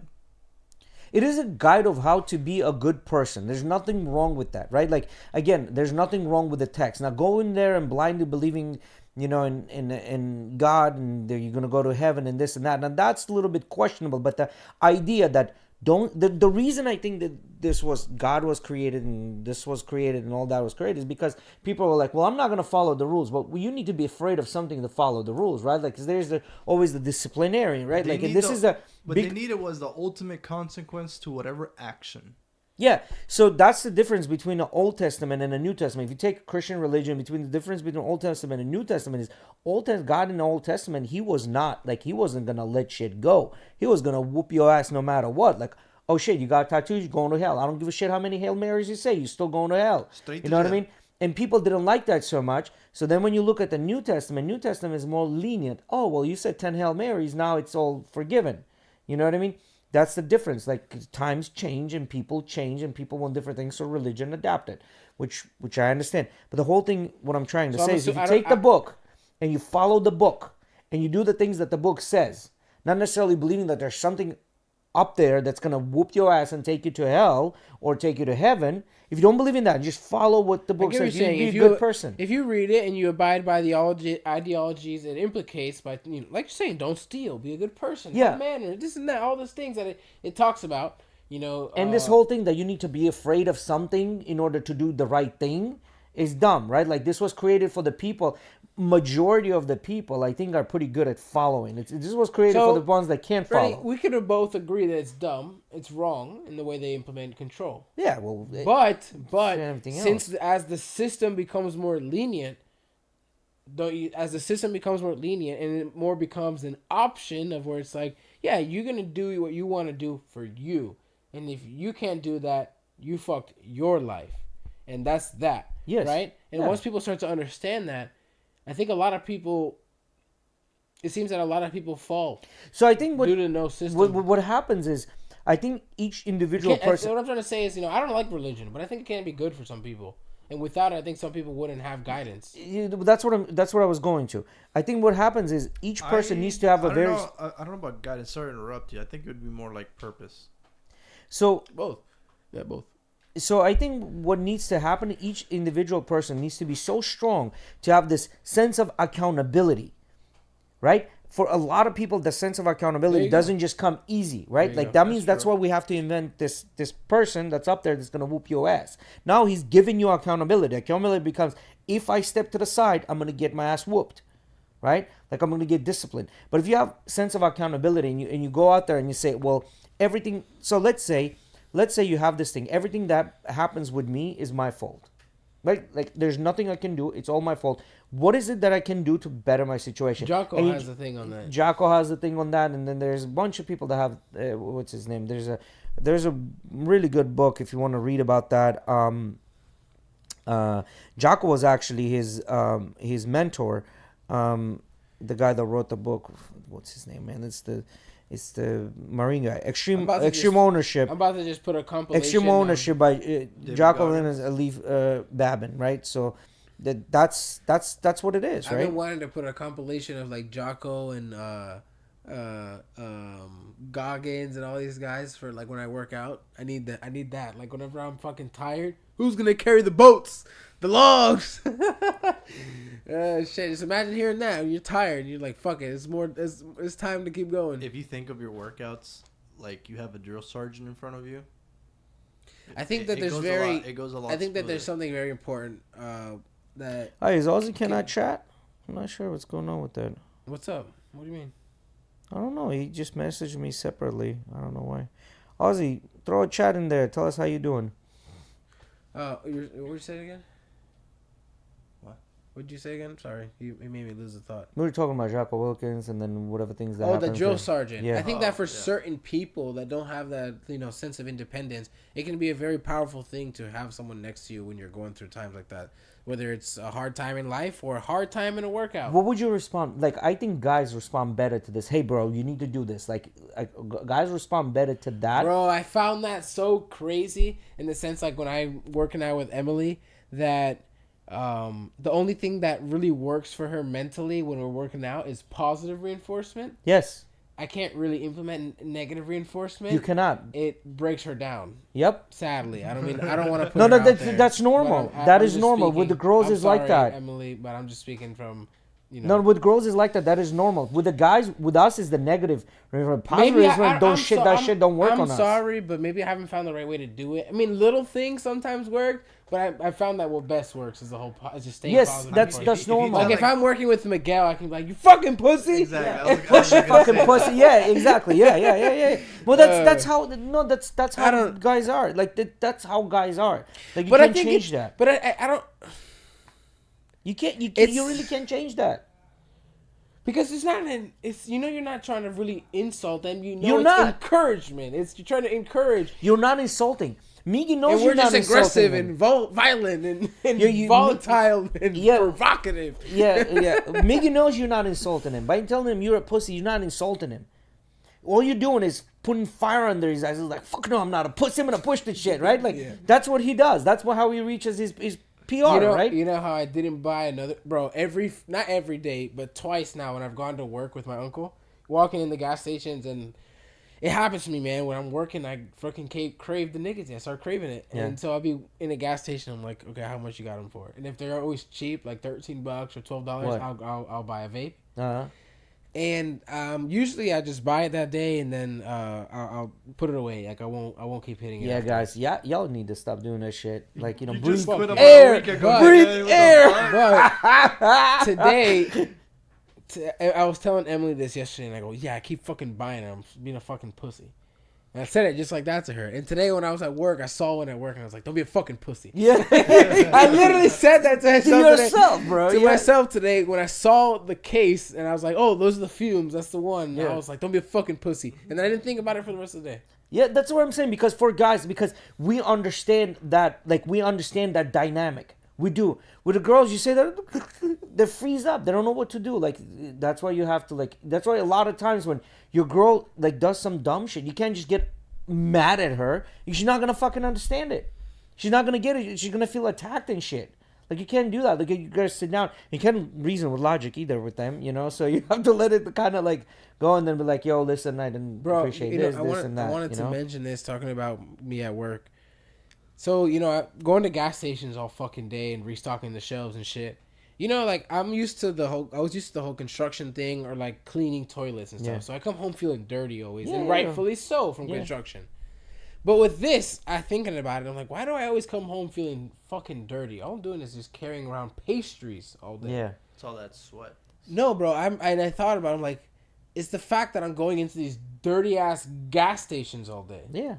And just not touching shit, just touching the bags and stuff. Yeah. But like, it's just literally just being in there, and then sometimes I'll sit on the floor to get on the shelf, and I realize just being in there, I just fucking start feeling disgusting. And every gas station smells like some other kind of rotten food. Every gas station has some kind of there's low key or high key. There's some kind of weird food smell there. Always, bro. Every gas station has it. Yeah. Unless it's Wawa. Wawa's got that good AC. They got the good AC. Yeah. They got the good. But even then, Wawa still smells like food because they have the fucking cafe in there. Yes, they do. Yes, and especially if it's like lunchtime or breakfast time. Jesus fucking Christ. They're slinging everything there. Between the French vanilla with the coffee and the fucking... the sandwiches. Sandwiches. The pretzels with that sweet cheese. Oh. Where? Wawa? I never had that. Pretzels with sweet cheese. It's at a certain time. You can only get them on like. It's one of the things in the front. Yeah. I always just get like a croissant and sausage, egg, and cheese sandwich. That's usually what I have in the mornings when we go to Wawa. They usually have those at the front in the morning. Those are fire. I don't know, guys. So that's the situation about Elon. Those were some of the news articles that I had. And by the way, apparently Nvidia, right? Everybody's familiar with Nvidia, right? Nvidia is apparently... No, who are they? It's been... Nvidia has been actually pushing, and what it looks like, Nvidia is probably going to be the next producer of all of the AI chips, and I think it's going to be like... They're going to be the next Intel. And they're already slowly becoming the next Intel. Unless Apple and you want to know something? Intel do something about it. You want to know something? Did you see that, or are you guessing that? You saw an article that's saying that they're going to be the next Intel, or are you guessing that? I'm asking. Yeah, I'm guessing, and I saw an article, and I heard somebody talk about it. Okay. I say right now, I think Nvidia's already bigger in the sense that Nvidia already works with companies like fucking NASA and shit like this to help create chips and AI, and they've been doing this for a A long long time, time. yeah. AI is implemented into all of our graphics cards that use NVIDIA. Yeah, because that's they have this thing called DLSS. yeah, with the right? games, how the characters perform, right? Like the So way they catch. basically, it just can give you a huge performance boost. It's called deep learning super sampling (DLSS). Basically, it's an AI that they have that super samples. I don't know the fuck that means, but that's what it is. It super samples everything in the game for you graphically, and it'll change things a little bit visually. Sometimes it creates like this visual hue in games. It's weird. It kind of creates like a filter, and sometimes like a gray hue that happens on games, but it gives you amazing frames. Like it performance boost is insane, and it's in some kind of AI they've implicated. And it's a fairly newer technology when it comes to graphics cards, but they've been making stuff for a long time for big companies like NASA and I think Lockheed Martin, shit like that. They work with all those companies to do a bunch of shit when it comes to graphics chips and shit like that. So yeah, and I was looking at the shares of Nvidia, and then I'll pull it up here. Actually, I would like to see how they compare to AMD and Intel. Yeah. So just a quick recap on what DLSS is. It takes away anti-aliasing. And anti-aliasing is Anti-aliasing. yeah, that shit. Whatever. I don't think anybody really knows how to say that shit. But, That's just the way I guessed, right? Yeah. but what anti-aliasing is, basically, it takes the straight edges. Yeah, it takes away the sharpness and it creates like this Yeah. weird hue to the game. I don't enjoy it. I only use it if I need if I desperately need a performance boost. Like for whatever reason, like I just can't get above like the 60-70 frame mark. I'll try out DLSS, but I usually don't like it. It's not the best visually. Apparently then they've went on, like for example DLSS. I like the performance setting for competitive games like Valorant or League of Legends. Oh, you use it? You use it on Valorant? Really? Okay, I have to try it out. But it's just for performance. It doesn't really matter because my shit overkills that game. I was about to say I have everything set to ultra max everything, and I'm still getting over what my monitor now when can you're playing competitive games like Valorant or CS:GO, having low graphics is better because it allows you to see more.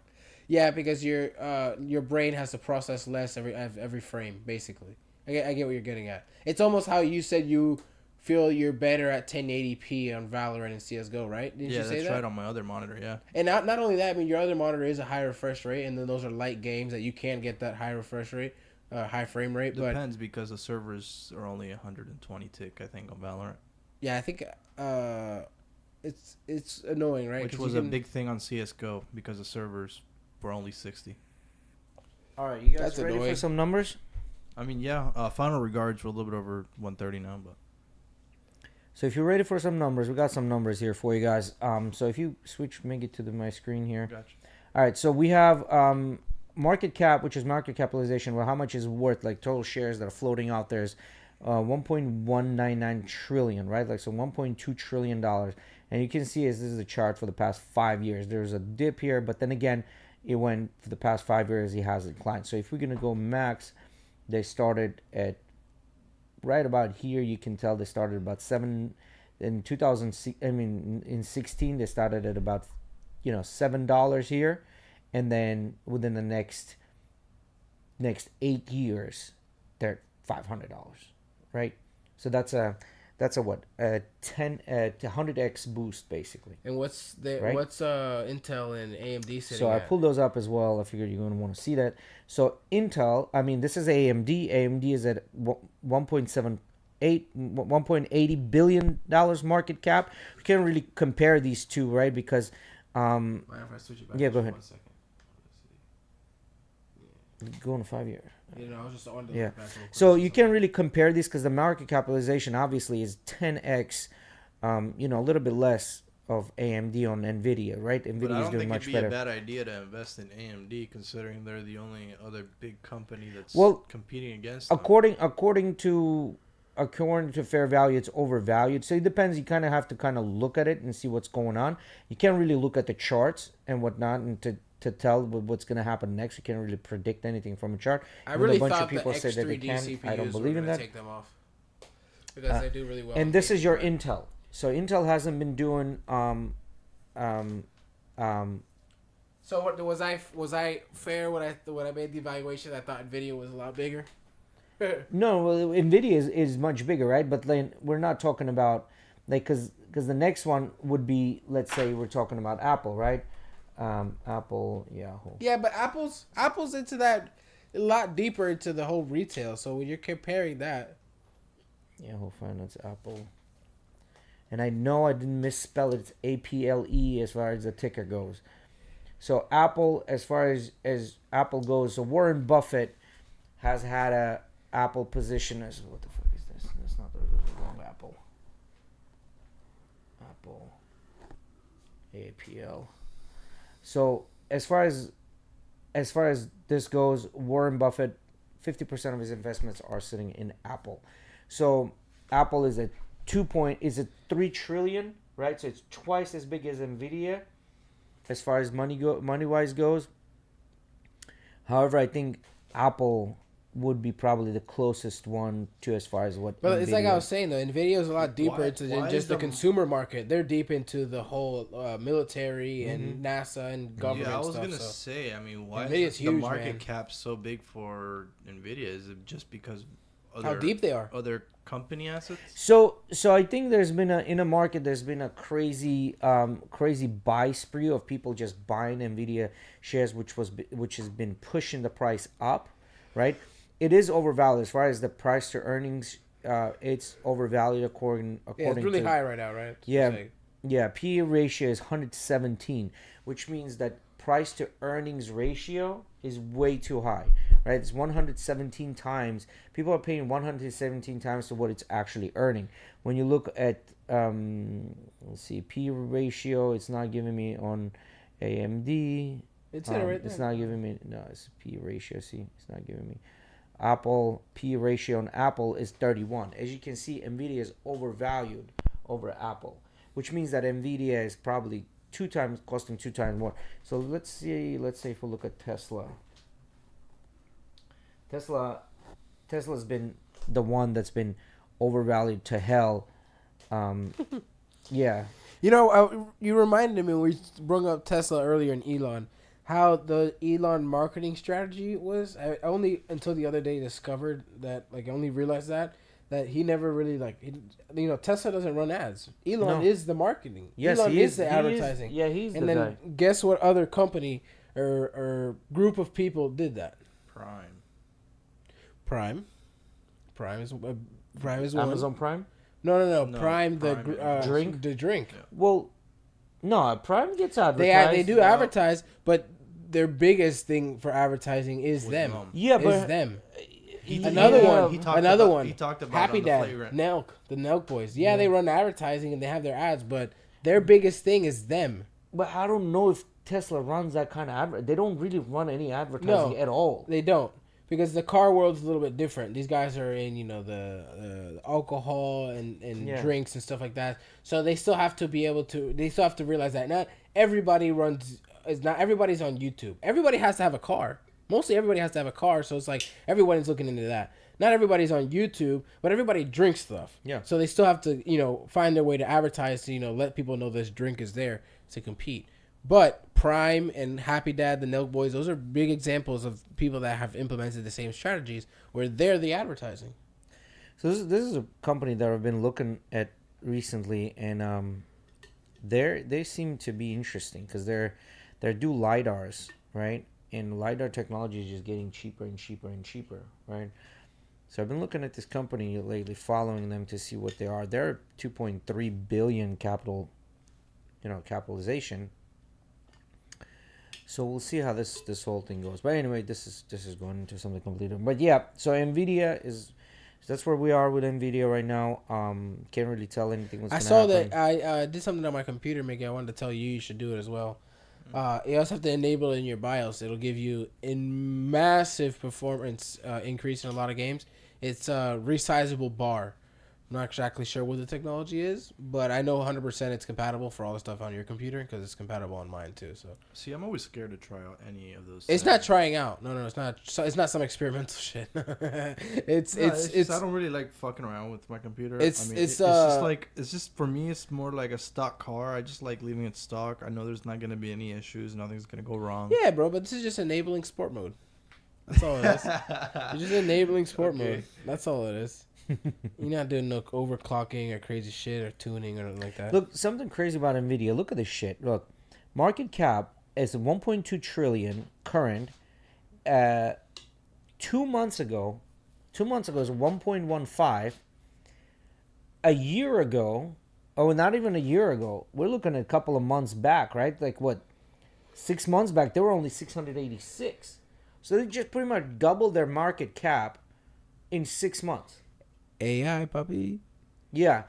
And then before that, they were kind of, floating at around 450, 330 at that.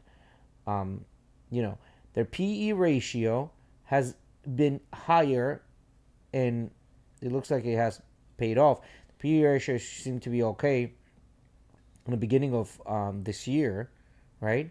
And then it popped up. Now the PE ratio is a little bit down, lower because it's. Have they started releasing ads for the new iPhone yet? No, not yet. There's speculations. It's coming in September 15th. There are some speculations that what's gonna happen, but as you always know, iPhone people are gonna stick with iPhone people. Like, it's very rare that an iPhone person goes to Android. Extremely rare. Unless they're forced for some reason, they broke their iPhone and they have to they usually don't Extremely rare. switch voluntarily if they've been with iPhone for a long time, especially. Yeah. And then there are some diehard zealots of Android. It's just, I think the camp is pretty much. It's both ways. Yeah, it is both. And we talked about this the other day. It's all the same shit, man. It literally is the same shit. They all work the same way. They might have a little bit different days. Yours might be called notes. Mine might be called memo. Whatever the fucking it's the same shit. At the end of the day. No, it is. It is. I mean, to go in there and say, "Oh, my phone is better than yours," and this and that. Like, none of us are really power users like that. The majority of people use it. Your cell phone is everybody, like you're about to say. Everyone uses it for the same shit. Yeah, it's right? like you use your cell phone for fucking Instagram. Sometimes you take pictures, you make phone calls. And even if you are someone like that uses their phone a lot for emails and this and that and constantly working on the phone, it's still the same shit. It is. It's still the same. You don't utilize the fucking power of your phone. It doesn't. There is no real power to utilize. It has its very basic tasks, and they both do both of them. Yes. Like, that's as simple as that. Yeah. But the Android people come, well, it's a much better phone because it's much faster and it's got a bigger camera. I'm going to take a picture of the fucking moon. Shut the fuck up. The only reason you're taking a picture of the moon is because you can say, I can take a picture of the moon. No one is impressed by your pictures of the moon. No one. Literally no one. Yeah, they were cool for the trailer in like the first week that the people got the phones. Oh, cool, look at this. And yeah, like who randomly just goes around and takes pictures of the moon? Yeah, it's not something you really use. And what are you going to do? Show it to you? Oh, look what kind of picture of the moon I took. Great. Cool. Awesome. You know what I mean? No, I mean, like, and that's not to hate on Android people. We're just trying to get at it's all the same shit. Like, there's nothing really to brag about on either side, really. No, yeah. There isn't. We would talk about, like, how they fucking making these phones extremely, extremely expensive. We talk about that. How that's all horse shit. My first smartphone, whether it's an Android or was Apple, maybe $400. They had, like, the Motorola's when they first came out, and that was expensive for what I wanted to get. Yeah. I had an Android phone in the beginning because I was with Metro piece of shit. So that's the only options I had is buy an Android phone. Right, because they didn't have Apple for a long time. No, right? they didn't. Yeah. And then I switched to T-Mobile. That's when, Do you remember for like a solid 5 years, it was a solid trend of just it still kind of continues to happen of where it's just like every year it's $100 more expensive, $100 more expensive. Well, they're raising the price now this year. Yeah, they're raising because for the past couple of years it was stagnant at like the 1,000, 1,100 depending on whatever your they're gonna raise the capacity price or whatever again. it was. Okay. Yeah, again? But they're raising the price again for the top one. Well, I heard they're gonna make it different. Now the Pro Max, you were saying, right? It's gonna be like they're just gonna rename it, and that's it. That's really, they're not gonna make it different. Like, it's gonna be the same thing pretty much. They're not gonna make it different or anything like that. Away the chat, fucker. Did I? Oh, that's right. I did take away the chat.